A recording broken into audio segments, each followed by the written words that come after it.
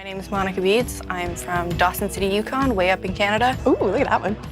On the day meant to celebrate new beginnings, Monica Beets unknowingly stepped into a moment that would redefine her family's legacy. Inside a small box prepared for her wedding, she discovered something no one expected. Something that quietly unraveled years of unspoken sacrifice, buried regret, and hard-earned success. What followed wasn't public drama or raised voices, but a reckoning that forced Tony Beets to confront the true cost of building Paradise Hill. That single discovery transformed a wedding day into a turning point that would alter the Beets family forever. The letter that shattered the moment. I didn't cry this time, but I'm pretty sure he teared up at my vows, so... Monica Beets grew up watching her father Tony carve success out of permafrost and uncertainty, turning harsh terrain and relentless pressure into a mining legacy few could rival. As one of the most familiar faces on Discovery's gold rush, Monica learned early how to operate massive equipment, oversee demanding crews, and stand her ground in an industry that allows no weakness. The Klondike was her classroom, Paradise Hill her testing ground, and the pursuit of gold the steady rhythm that defined her upbringing. Every lesson about grit, family loyalty, and responsibility came from observing Tony's transformation from a Dutch newcomer into one of the Yukon's most formidable independent miners. So, when her wedding day drew near, Monica expected the usual controlled chaos that follows the Beets family everywhere, especially during a season when every lost hour could mean gold left behind. What she did not anticipate was opening her wedding ring box and encountering something that would force her to reconsider everything she believed about her father, her family, and the inheritance she was carrying forward. The moment unfolded quietly, only hours before the ceremony. Monica was preparing with her bridesmaids, swept up in the charged anticipation unique to a wedding morning, when she was handed the small velvet box meant to hold her ring. Inside, next to the ring, lay a folded sheet of paper, aged and creased, its edges softened by time and repeated handling. The handwriting was unmistakably Tony's, shaped by decades of logging gold counts and equipment notes in freezing conditions. Yet the words themselves were nothing like the practical records Monica had seen all her life. They were personal, unguarded, and revealed a side of Tony Beets no one had ever been shown. Not his crew, not his family, and not the millions who thought they knew him. The letter was devastating in its honesty. It spoke of mistakes never acknowledged, sacrifices never explained, and decisions that carried consequences long after the ground stopped giving gold. It exposed the true cost of building Paradise Hill, measured not only in money and labor, but in strained relationships, lost chances, and parts of Tony himself he had buried for decades. For Monica, reading those words just before stepping into a new life meant reconciling the father she knew with the deeply human man revealed on that page. the empire Monica inherited. It does need to start pulling its weight with goldways, because right now, my plant is killing it. We've got... Tony Beets arrived in Canada from the Netherlands in the late 1980s, carrying very little beyond relentless drive and a firm conviction that the Klondike still held untapped wealth for those prepared to work harder and think differently. While many miners pursued easy ground and fast payouts, Tony went in the opposite direction. He targeted claims that others had written off, landmined repeatedly, and declared finished, believing that smarter equipment and bolder methods could still unlock serious gold. Paradise Hill, the operation that would later cement Tony's status as one of the Klondike's most successful miners, began as a patchwork of these discarded claims. Tony poured everything he had into dredges, enormous floating machines capable of processing massive volumes of pay dirt and recovering gold. Earlier methods missed. He famously acquired the Paradise dredge, a relic from the early 1900s that most saw as useless scrap, and somehow resurrected it into a working gold producer. In time, even larger dredges followed, each one a monumental financial risk, and a test of Tony's confidence that old machines could still outperform modern expectations. But machinery alone didn't build Paradise Hill. Family did. Tony's wife Minnie became the organizational core of the operation, overseeing finances, logistics, and structure, while Tony focused on mining strategy and execution.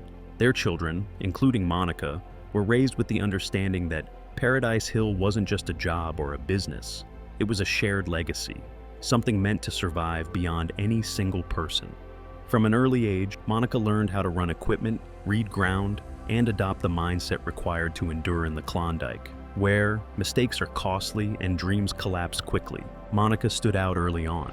While some children of miners eventually seek easier paths away from the cold and pressure, she leaned fully into the challenge.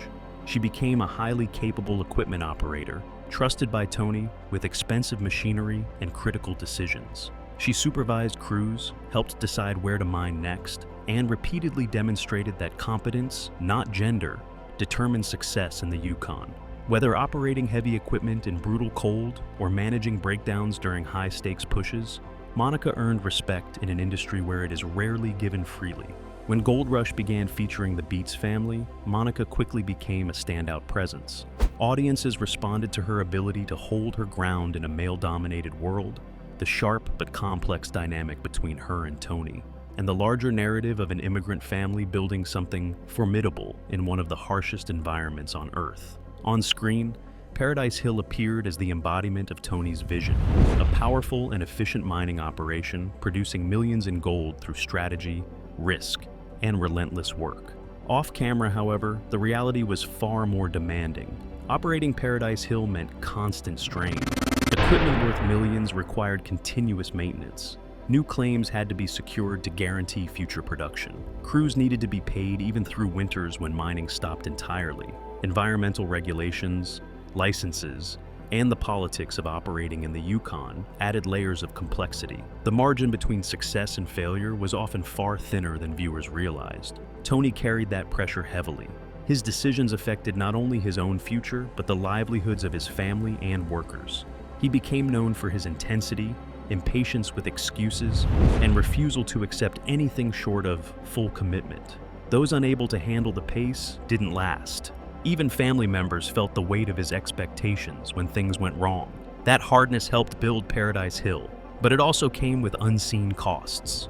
Monica was shaped by this environment. She learned that vulnerability had no place on the mine, that production always came first, and that personal needs were secondary when gold was on the line.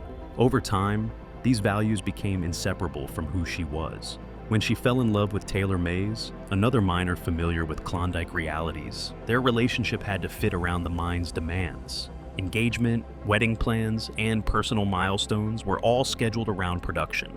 That is what made the discovery inside the wedding ring box so unsettling. This was meant to be the one moment where Monica's life took priority over the mine. Tony's choice to reveal deeply personal truths at that exact time forced Monica to confront a painful question just hours before her vows. Was it a tragic lapse in judgment, or a deliberate act meant to redefine legacy itself? The wedding that nearly unraveled. Monica and Taylor's relationship took shape the same way most romances in the Klondike do, in brief windows carved out between mechanical failures and long production days, surrounded by the controlled disorder of a working mining camp. There was never the luxury of slow courtship. Time was dictated by weather, ground conditions, and the relentless urgency of a season that disappears as quickly as it arrives.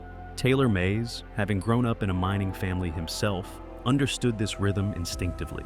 He knew why plans vanished when critical equipment broke down, and why commitments made during production season were always conditional. Mining had taught him, as it had taught Monica, that work often came before everything else. When Taylor proposed, the moment was understated and practical, lacking elaborate staging but grounded in sincerity. It reflected who they were and the life they shared. Monica accepted without hesitation, recognizing that Taylor wasn't just choosing her, but the responsibility and reality that came with being a Beets. Together, they began planning a wedding that would fit into the narrow break between seasons, after the ground froze but before winter scattered crews and families across the north. Monica's relationship with her father had always been layered. She was clearly the child most aligned with Tony's vision, the one who embraced mining fully and demonstrated the ability to carry Paradise Hill forward. But that alignment came at a cost. Tony expected more from Monica than from anyone else, often blurring the line between daughter and crew member. Praise was rare. Approval was assumed rather than expressed. Monica learned early that competence mattered more than reassurance, even when what she wanted most was simple acknowledgement from her father as a parent, not a boss. As the wedding drew closer, old tensions resurfaced through disagreements that seemed minor on the surface, but carried emotional weight beneath them. Monica wanted Tony to walk her down the aisle, but more than that, she wanted him present in the moment. She wanted assurance that this day mattered as much as any production target or equipment investment. She wanted to feel chosen over the mine, even briefly. Tony struggled with that expectation. He navigated million-dollar decisions and operational crises with ease. Yet emotional conversations left him visibly uncomfortable. He deflected with humor, sidestepped discussions about how Monica's marriage might affect her role at Paradise Hill, and leaned on his familiar bluntness rather than adapting to the sensitivity the occasion required. By the morning of the wedding, the atmosphere matched typical Beets family intensity. Weather delayed arrivals, equipment issues diverted attention from preparations. Minnie worked tirelessly to keep things moving, managing logistics while processing the reality of her daughter's changing life. Stress filled every corner, though for the Beets family, that tension was almost routine. As Monica prepared, surrounded by friends and family, she tried to anchor herself in the joy of the moment. Then someone handed her the ring box earlier than expected, perhaps to confirm everything was ready. Inside was the ring she anticipated, but alongside it was a folded paper, placed deliberately to ensure it would be seen. At first, Monica assumed it was an error. That confusion vanished the moment she recognized Tony's handwriting. This was not accidental.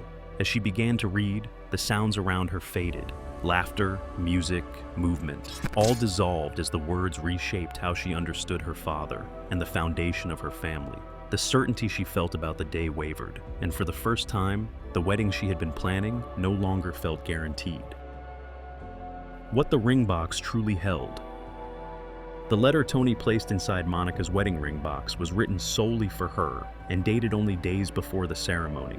From the opening lines, he admitted the timing was deeply flawed, perhaps even unforgivable. He acknowledged that revealing these truths on her wedding day was the last thing she deserved, but confessed that he had searched for other moments and repeatedly lost the courage to speak. Watching Monica prepare to begin her own family forced him to confront his past, to reckon with the real cost of building Paradise Hill, and to face mistakes that had followed him for decades. The first confession focused on Tony's own father, a subject he had rarely shared publicly. In the letter, Tony described growing up under a man who believed affection was weakness and that a child's value was measured through labor and contribution. Nothing Tony did ever felt sufficient. Approval was conditional, fleeting, and always tied to productivity. When Tony chose to leave the Netherlands for Canada, his father interpreted it as betrayal, believing Tony was abandoning responsibility rather than pursuing opportunity. Their final argument before Tony left was brutal and unresolved. His father accused him of running away, predicted failure, and warned him never to expect help. Tony, driven by pride and anger, responded that he would succeed specifically to prove him wrong. They parted without reconciliation. Tony admitted that pride kept him from repairing the relationship later. Years afterward, once Paradise Hill began producing real success and Tony secured his first dredge, he intended to invite his father to see what he had built. Before that could happen, his father died suddenly. Tony learned of it weeks after the funeral while consumed by a demanding mining season. The chance to reconcile, to receive acknowledgement even once, was lost forever. That loss, Tony wrote, shaped the rest of his life. He chased success relentlessly, expanding Paradise Hill not just for prosperity, but to prove something to a man who would never witness it. In doing so, he recognized he had recreated many of the same failures with his own family.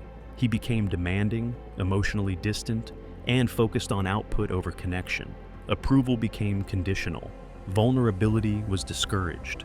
The mine always came first. Tony detailed regrets with painful specificity, missed moments when his children needed emotional support, achievements he should have celebrated but instead critiqued, years where Minnie carried the family alone, while he obsessed over gold recovery. He acknowledged that Minnie deserved presence, not perpetual absence. Regarding Monica, Tony admitted seeing her competence and dedication made him apply even greater pressure rather than simply expressing pride. He struggled to separate being her father from being her boss, often disguising pride as criticism because vulnerability felt unfamiliar and unsafe. He also revealed financial truths long hidden. There were seasons when Paradise Hill nearly collapsed. Risks were taken, assets leveraged, debts accumulated. Tony absorbed the fear alone, believing shielding the family meant hiding uncertainty. The letter ended with unguarded honesty. Tony told Monica he loved her and was proud of her in ways he had never voiced. He admitted success as a miner had come at the cost of failure as a father. He could not undo the past, only offer truth and hope she would build a life that balanced ambition with love. He closed by saying that whatever choice Monica made after reading the letter, he would support it. And if she married Taylor, he hoped she would build something different. Reading the letter took Monica only minutes, but absorbing what it revealed demanded time she did not have. The ceremony was set to begin within hours. Guests were already arriving, music was being tested, and Taylor was preparing, completely unaware that Monica's understanding of her family had just been reshaped. She stood at the edge of a choice she never expected to face on her wedding day: move forward as planned, or pause everything to confront what she had learned. Her first impulse was to go straight to her father and ask why he would choose this moment to expose such painful truths. But Monica understood instantly that challenging Tony moments before the ceremony would ignite chaos and overshadow the day entirely, and she also recognized something more subtle. Knowing her father, this timing was not careless. Tony had placed the letter in the ring box deliberately because he wanted her to read it before making her vows. He wanted these truths to be present as she stepped into her marriage. Monica made a decision rooted in the resilience her upbringing had given her. She would continue with the wedding. She would not allow the day to collapse under the weight of revelation. But she also resolved that this conversation with Tony was not finished. Carefully, she folded the letter again, returned it to the box beside the ring, and rejoined her bridesmaids. Her composure never cracked. No one around her suspected that the emotional ground beneath her had just shifted. The ceremony unfolded with grace and beauty, even as Monica carried the letter's weight internally. When Tony walked her down the aisle, his expression showed the same controlled toughness he displayed in every public moment. Yet now Monica saw what had always been hidden beneath it. She could recognize the fear, the regret, and the vulnerability the letter had exposed. She wondered whether he was thinking of his own father, of words never said, and reconciliation that never came, and whether this moment marked the end or continuation of that inherited emotional distance. As Monica exchanged vows with Taylor, her thoughts drifted to the promises they were making and how they compared to her parents' marriage. Minnie and Tony had built something enduring, something that withstood immense pressure and produced a family and legacy. But Tony's letter made clear that endurance had required sacrifices Minnie should not have had to shoulder alone. Quietly, Monica committed herself to a different balance, one where ambition would not come at the expense of presence and emotional honesty. The reception reflected the usual Beets family intensity. Miners, friends, and relatives celebrated with the same energy they brought to work. Tony delivered a speech that was classic him, blunt, humorous, and full of jokes about Taylor being brave enough to marry into the family and about Monica being tougher than most of his crew. The crowd laughed and applauded, but Monica heard something new beneath the humor. She noticed how her father used jokes to maintain distance, how he avoided direct expressions of emotion even on a day that invited them. Later, once the formalities eased, Monica found a quiet moment to take Tony aside. She told him she had read the letter and that they needed to talk, but she also made clear she was not angry about the timing. She understood why he chose to tell her before she married, not after. She told him the letter was the most honest thing he had ever shared with her. While it would take time to fully process, she was grateful that he had finally opened himself up. Tony's response shattered her. This man who faced financial risk, mechanical failure, and impossible odds without visible fear collapsed emotionally. He cried in a way Monica had never witnessed, not after accidents, not at funerals, not during the worst setbacks at Paradise Hill. He confessed he had been terrified she would despise him after reading the letter, that she would see him as a failure who preached loyalty and family while being emotionally distant and demanding. He admitted that writing the letter was harder than any business or mining decision he had ever made because it required acknowledging weakness. He told her he had written and erased it dozens of times, struggling to give words to feelings he had avoided his entire life. He nearly abandoned the idea altogether, almost replaced it with a simple congratulatory note. But he forced himself to follow through because he believed Monica deserved the truth before beginning her own family. Monica held her father as he cried, seeing him not as the imposing figure of her childhood, but as a deeply human man confronting lifelong regret. She understood then that the letter, painful as it was, represented an extraordinary act of courage for someone who had built his identity around stoicism. Tony was trying, imperfectly and awkwardly, to break a pattern that had shaped generations, to give his daughter something he had never been given: honesty without conditions. She told him the truth did not diminish her respect for him or her pride in being his daughter. Paradise Hill remained an extraordinary achievement. The legacy still mattered, but knowing the full story empowered her. It allowed her to honor what her parents built while choosing a different emotional path forward. And in that moment, father and daughter stood not as boss and worker, not as legend and heir, but simply as two people finally meeting each other honestly. The after effects and the future of Paradise Hill. The conversation Monica and Tony shared during her wedding reception lasted under half an hour, yet it quietly reshaped their relationship and began influencing decisions that would echo through Paradise Hill for years. For the first time, they spoke without the usual layers of authority and expectation. They were not minor and supervisor, nor even father and daughter bound by routine roles, but two people acknowledging truths that had long gone unspoken. Tony admitted his worries about the future of Paradise Hill and the shifting realities of an industry that was becoming harder for independent operators to survive. Monica, in turn, spoke honestly about the pressure she felt carrying the Beets name, and whether mining was truly her calling or simply the path laid out for her. That brief exchange did not solve everything.